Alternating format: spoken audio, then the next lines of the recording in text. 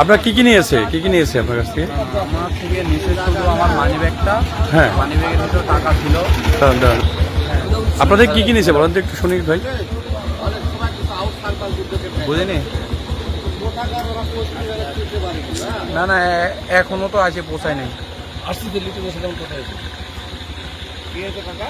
আমি ওখানে অস্বাভাবিক কাণ্ড ঘটছে, চিন্তা করে। আমি সাহাবুলের বেটা। মারেছে নাকি?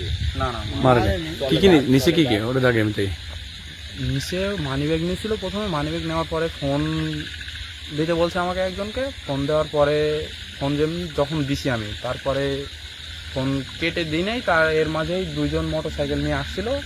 দুজন মোটর সাইকেল নিয়ে আসার পরই আমাকে আমার হাত থেকে ফোন নিয়ে নিছে। নিয়ে ওরা যখন আসতেছিল এই টাইমে ফোন নিয়ে দৌড় দিতে লাগছিল। ফোনটা পড়ে গেছে ওদের কাছ থেকে।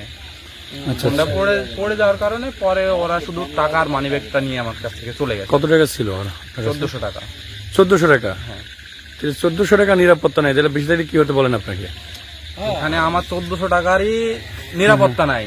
তাদের কোটি কোটি লাখ লাখ টাকা আছে, তাদের তো কোনো নিরাপত্তা দেওয়ার মতো আমাদের দেশ তো এখনো ব্যবস্থা নেয় নাই।